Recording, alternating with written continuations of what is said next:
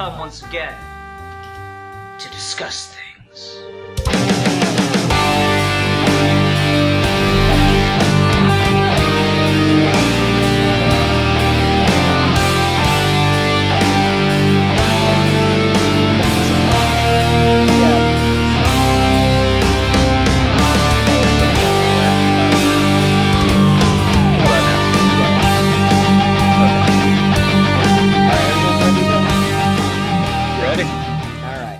Hi everyone, welcome to another episode of Geeky Gentlemen. I am Sid Partu. Joining me today is Rasco of Rasco's Modern Life, and back to the show is Matt, aka That Matt Kid.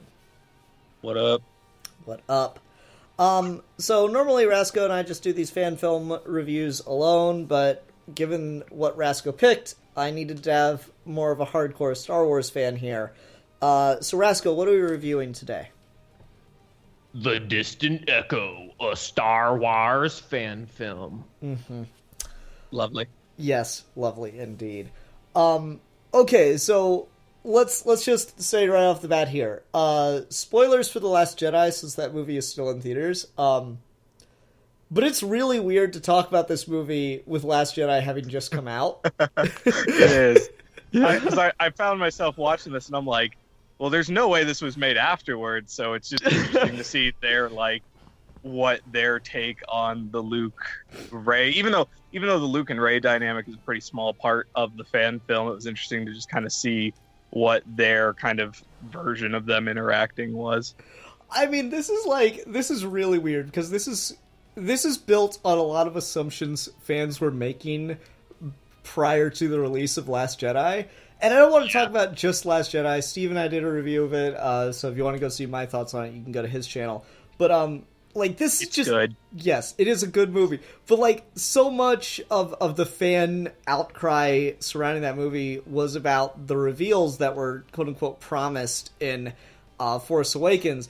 And this seems to be kind of playing with a theory a lot of people are throwing around that Rey was going to be Han and Leia's secret daughter, and that's not at all what they did.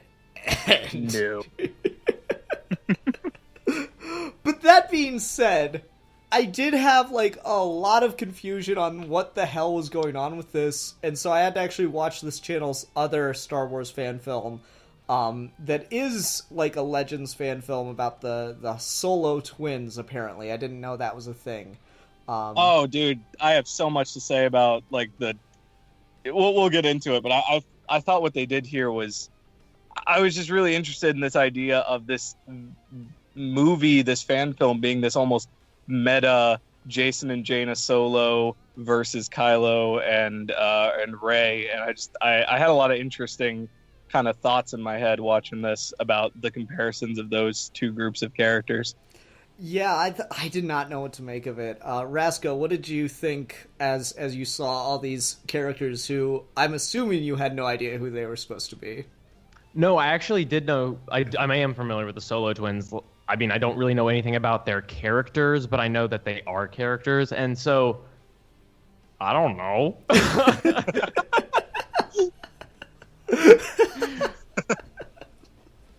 No, please go on. Well put. Yeah, it's kind of interesting. I don't really know how much sense it really makes, but I don't know what it what is it getting at by having them in this? Is it an alternate reality where that is I'm confused. And it really confuses me when she's like, what am I going to see in there? Something to that effect. And Luke says, your fears. And I'm like, so is this a meta thing where Rey and therefore the audience is afraid that she is not going to be as interesting or as beloved as the Solo twins were? Is that what we're getting at? In which case, I mean, Rey, you already won me over as far as the Rey versus Jaina debate. So, and that's kind of what I got out of this, really, on the whole, was just this interesting idea of the Legends and the current canon sort of comparing them and kind of almost having a love and respect for both And I mean, I thought some of the comparisons were interesting on just a meta level, but then when you just look at it as a story about like Rey and what she's afraid of, I don't really get what they're going for. Yeah, I agree with that. Like, you know, Rey is a character who is, if I'm going to be generous, the one thing I could say is Rey is a character who is obsessed with her origins and like wanting some kind of meaning attached to them, just like we as fans did. And so the idea that she is seeing this alternate timeline kind of version of what could be her, maybe she is really Han Solo's daughter, kind of thing, could kind of work to like show her fear of not being justified enough to have this kind of power, to not be nobody. But that's really, I feel like I'm really stretching to get there. I don't know that you're stretching. I feel like that's what, again, like I feel like that on a meta level is what's going on. But when it comes to what's actually going on in Rey's head, then yeah, I would agree with that, where that's potentially what we're trying to convey is what Rey is kind of going through, but it is very, you are kind of stretching to get to there, I would say. Yeah, I'd agree. Yeah. And then there's, of course, just the underlying thing, which is, the point is Rey is nobody. So that's kind of the underlying, like, elephant in the room, if you will, that really, like, you know, I've spent the last 2 weeks or 3 weeks listening to fans complain about The Last Jedi, and like, of all the people who like feel they have a right to be angry, I feel like this is the only people who I could legitimately hear a complaint from, because like they put a lot into this, and now that just doesn't work anymore. Like, you have to put yourself in the headspace of people not knowing who Rey's parents are and thinking it's going to be a big deal, and for this to work. And even then, they were really, really gambling on a very particular interpretation of events. Oh gosh. Yeah, so I don't know. That side of it doesn't really work. And I don't want to sound like I didn't enjoy this. I was very confused by this, and I had to watch it twice. And again, I had to watch the other fan film they did to really get it on any level. But like, just visually, this is fucking epic as shit. Like, I don't know much about Legends, but I know Mara Jane. Like, when Kylo points the lightsaber, and first he turns into Anakin, and then he turns into, like, 2 other people, and then he turns into Mara Jane, I'm like, holy shit, that's really cool. I believe it was Anakin, and then I'm pretty sure that's Ben Skywalker, but I'm not, like, 100% sure on that, and then it goes to Mara Jade. Okay. Like that, like, just visually, seeing the lightsaber pass over the frame and then it changing the person, I thought that was really cool. Like, that was a really, really neat effect. It was. Raska, what'd you think of the way they kind of choreographed all that together? Well, I thought that whole scene was really cool, especially how it started, where it kind of had that trailer shot of Kylo Ren that wasn't actually in the movie, where he's like walking in the woods and then he like takes out his lightsaber, and it's like it's different because, like, you guys know what I'm talking about, like in the very first Force Awakens thing? I know, I like how it kind of like showed that and like actually found a way to put that shot in something. I thought that was kind of cool. But yeah, no, I think that was very cool. I think that it felt very Force Vision-y. I think that it's really interesting how they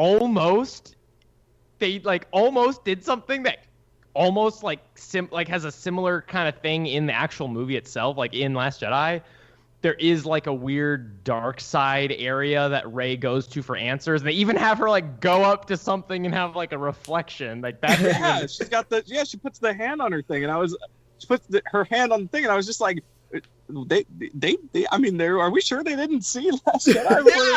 What the heck? That's so close to like kind of what happened. I just, you know me, I don't watch trailers, so I don't know if that shot was at all revealed in any of the trailers. It was not in any of the trailers, and Carly, she actually kept up with like all the rumors and like supposed leaks, and like nothing like she knew going in that there was going to be some trippy Force vision sequence. I think she also knew going in who was going to die, but she did not know. Nobody knew that there was going to be that like glass pane or reflection or whatever you want to call it. So I mean, yeah, that's just a weird coincidence. It really is. And I mean, it looks good. They did like a really, really good job staging this. And, you know, I just have a hard time talking about it story-wise, though, because, like, I have to put myself in the headspace. Like, I really wish we talked about this before seeing Last Jedi, because it'd be like, oh yeah, see, this is a really cool pitch for the fan theories and stuff. But now it's just so awkwardly placed. And it's crazy because it just came out 4 weeks ago. So, like, it came out, like, a week before Last Jedi. Yeah. Anyway, what else is something we could talk about? What do you guys think of the effects on, like, the lightsabers and all the look of everything? I thought the sabers themselves looked good. I mean, you could definitely tell that Rey's got the Graflex saber looked good. Kylo's saber looked good. I kept trying to pause it to see if Jaina's saber actually looked like Jaina's saber, but I couldn't get a good look at it. But the thing that kind of bothered me about it, and this is a really petty thing to complain about because this is something I've never noticed until Force Awakens did it. In Force Awakens, when they do the duel in the woods, they made a big deal in the behind the scenes that they actually had sabers on set that glowed, so that way there was actual blue and red light on the actors. And it's something I'd never noticed because they never really bothered to do that in other Star Wars movies, at least to the degree that they did in Force Awakens. And so when you're literally doing the saber fight from Force Awakens, and then you have basically a direct comparison in the actual movie, the sabers looked good, but I did find myself like getting a little bit distracted that the sabers weren't really creating that much light in the environment. And I know that's a really like petty thing to complain about, but I thought it was so cool in Force Awakens, so I was kind of sad that they didn't do that here. No, I agree. I thought that was like a missing effect, and like it's one of those things. It's so damn obvious now post Force Awakens that of course you should do that. Of course the lightsaber should emit light, but you know now it's just like, oh yeah, well we didn't think of that. Or they didn't have the capability to do it for whatever reason. Maybe their prop sabers weren't spacious enough to be able to put the dual blades in there, or they couldn't get the effects work right. So that's a justifiable kind of problem to have, but it is still yeah, I think so too. Because I know I've got like an actual, like I've got an Ultra saber that glows and everything like that.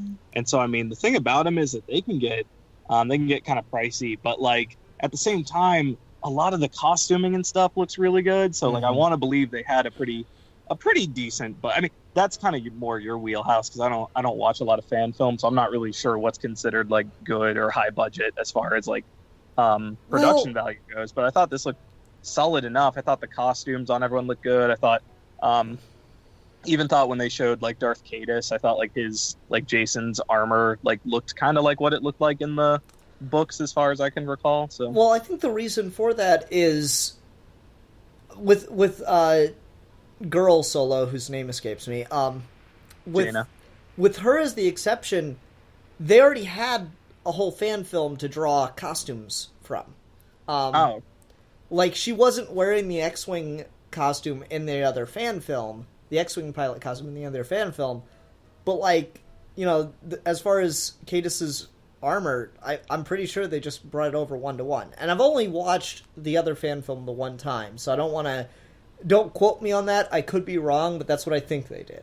So like that's pretty good to do. If you made a fan film, you know, don't trash your stuff because it can come in handy again, like it did here. And so I would agree. I don't know. It's just like there's a matter of like, as far as getting back to the blades themselves, it's one of those things to put the effect over the blade could get really difficult to do because just the way in which the effect works, you have to follow something around, and so maybe they have like really good prop handles, but they don't have good full prop or full force effects blades. You know what I mean? Yeah. So it could be a number of things, but otherwise, I thought their lightsaber effects looked really good. Like I really like that the Kylo Ren lightsaber, and it's really neat because you can tell the difference between Kylo Ren and Darth Caedus, wherein Kylo Ren's saber is still unstable, whereas when you see Caedus using his saber, it's a stable saber. And I thought that was really neat, subtle attention to detail. Mm-hmm. I don't know, Rasco, you've been quiet. You take us somewhere. Yeah, so one thing is, I think that they, at the ending when they're in the woods fighting, I think it's cool that, like, I guess they really are in the woods, but it actually kind of looks like the same environment. But the one thing I will complain about is that there's not, like, a bunch of snow on the ground because they didn't really film in snow. They probably just added that in post. That's like a minor complaint in the grand scheme of things because I didn't really notice it the first time I watched it. This was like, oh. But I think that they do handle all of like the island stuff really well. Where like, I was like, they're probably just not even gonna try to show water. Like, they're just gonna be on like the inland area of the island, and they're just not even gonna show water. But they actually did have like a shot where the Millennium Falcon flies off, and you're like, oh, they did have water. Even though it's like probably composited in the background, it's probably like two different things that they kind of like blended together. Like the stuff in the foreground was shot at a completely different location and different time, I think, from the rest of the stuff. But I think they shot like what I'm assuming is real water. It doesn't look like some sort of like CGI'd water. I mean, water is one of the easier things to do. There's a lot of examples for it in different programs and stuff. So it certainly could be, or it could just be a CGI element, or they could have gone out and filmed like an actual lake or something that like actually goes off to the horizon. Whatever they did, it is incredibly effective. Yeah, and one of the coolest things about that shot is that when the Millennium Falcon flies off, they add like that effect when like the water underneath something that's flying really fast over it, like kind of like divots and splashes up under it. Like they added that, and it looks really good. No, I agree. I was really, really impressed with this fan film visually. I thought a lot of the actors looked really good. Luke was a bit of a stretch, but I thought Rey looked like, it's a reasonable likeness to Daisy Ridley. That was pretty impressive. I was kind of just happy to see Rey in a fan film, Me too. Like, that's just not something I'm used... Like, give it a couple years, it'll be common as dirt, but that's just not something I'm used to as someone who watches a lot of fan films and a lot of Star Wars fan films. Like, Rasco and I have talked about, like, a Han Solo fan film and all this other stuff, but, it's just a unique little thing now to see Rey in a fan film. It's super cool, especially as someone who loves that stubborn little angry orphan girl. Like, I love seeing her and stuff. I love Rey so much. And I thought it's funny because I'm looking at the guy who plays Kylo, and his line delivery is a little not great, I thought, when he says like that lightsaber belongs to me. But what amused me with him was the makeup for his scar looked solid, but it's just funny because that's like his scar is so like small in the actual Last Jedi because he gets it like fixed. So it was amusing to see this scar like Zuko style take up like half of his face, and that's how I was just like, yeah, no, that's not what that looks like. But I mean, hey, it looks good. So I mean, and like after he put the helmet on, I thought the voice sounded a little better. Like the one line he did with the helmet on, I thought sounded good. The helmet looked big, which is just true of all like Kylo Ren helmets that I've seen that are not the real helmet. They just look weirdly big. But I thought the costuming was pretty good for him, and I thought the makeup was good for him. And so that was cool. I was really impressed with how well the costume and actor changes worked. Like when Darth Caedus puts on the Kylo Ren helmet, I don't know who it is anymore. Like, and that's really effective.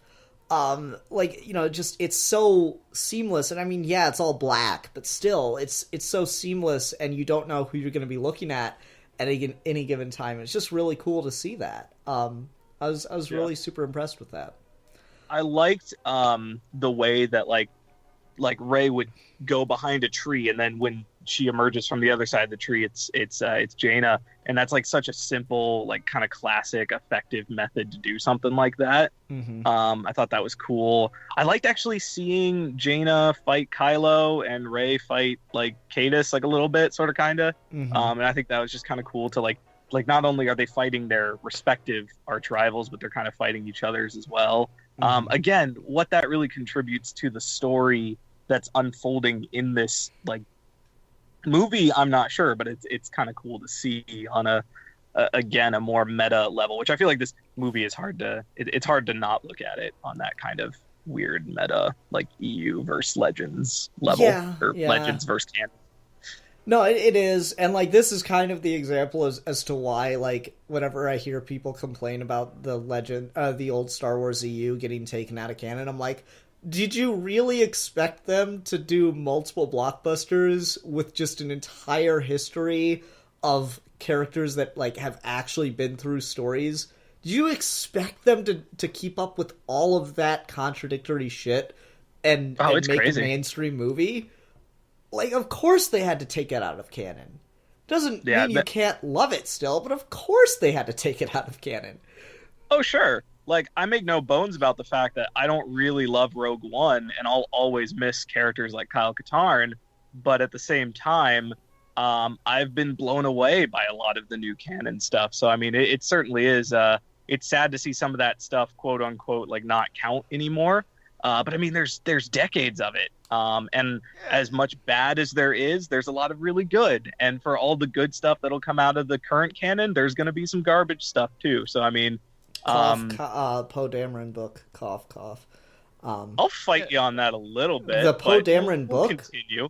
The comic? Yeah. Yeah. I don't hate it. I really like the first few arcs. I like T-Rex a lot. Okay. Anyway.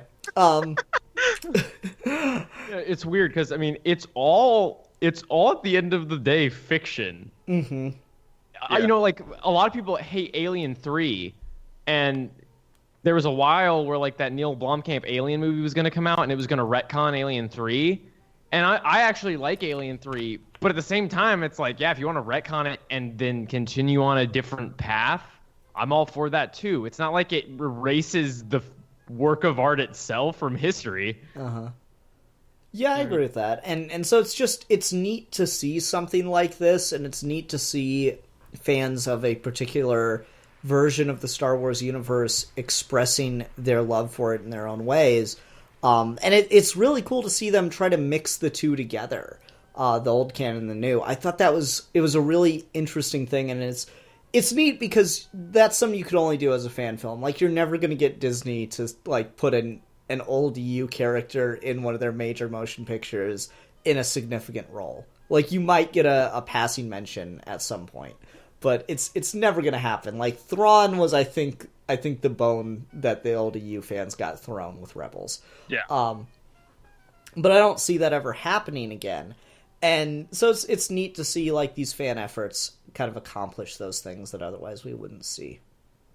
Which would be better if Rebels wasn't kind of garbage sometimes. Oh, see, okay, so I'd fight you on that.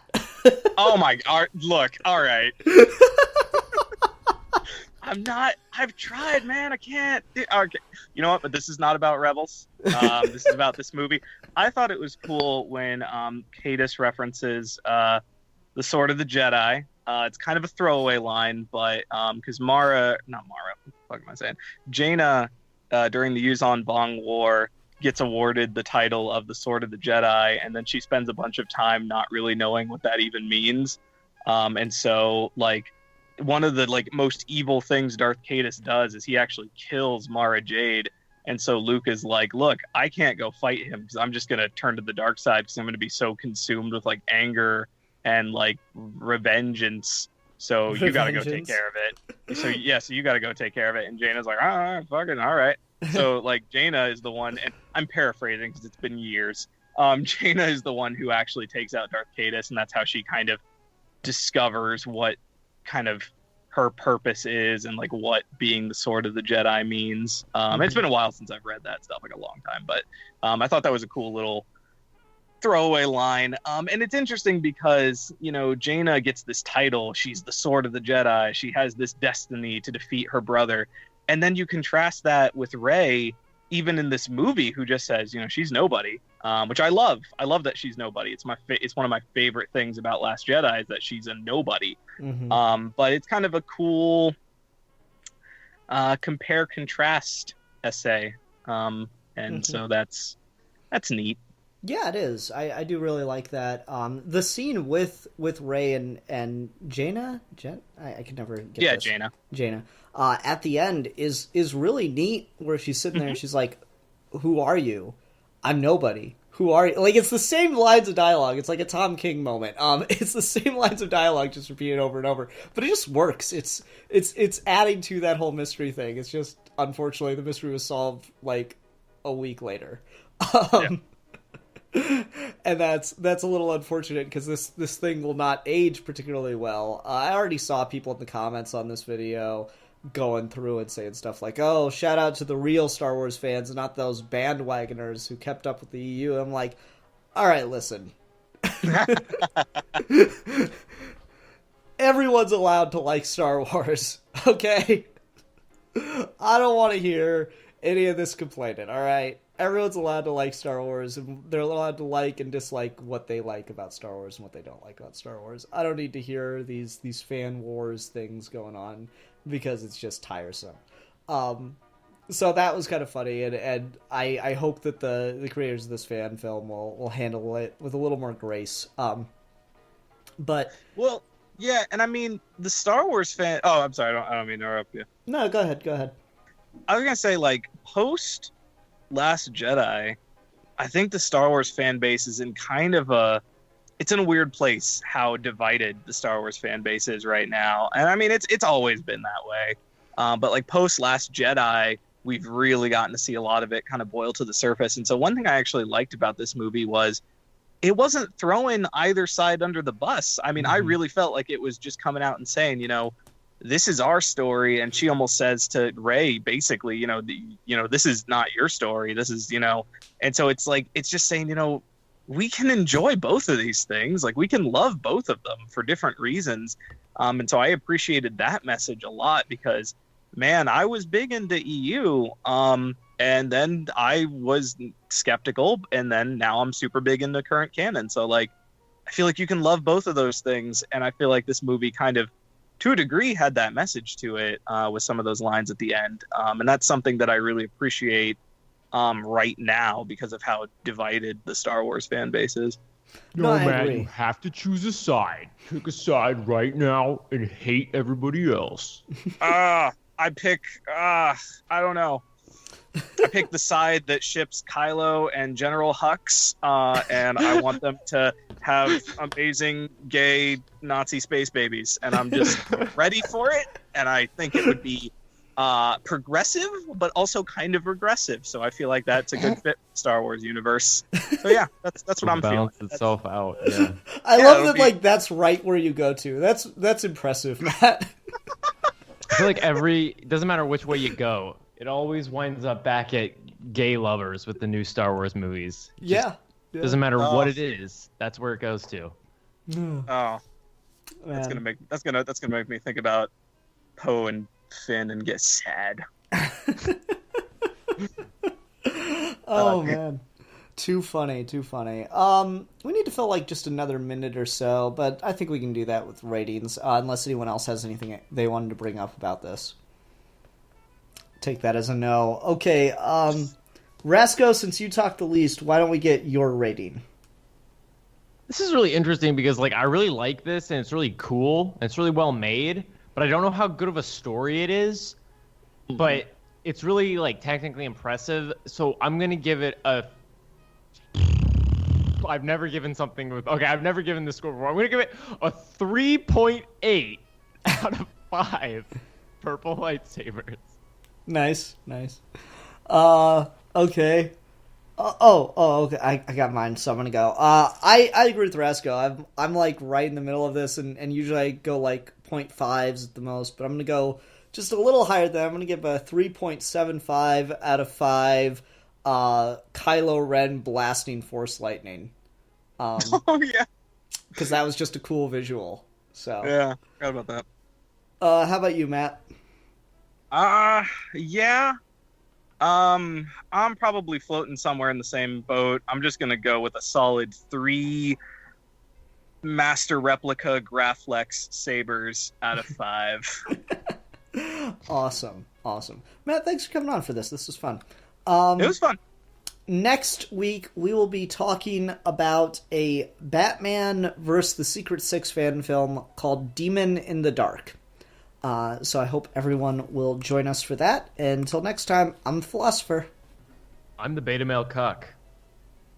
I'm the what is it? The Sonic hentai lover. There we go. Yeah, yeah. There we go.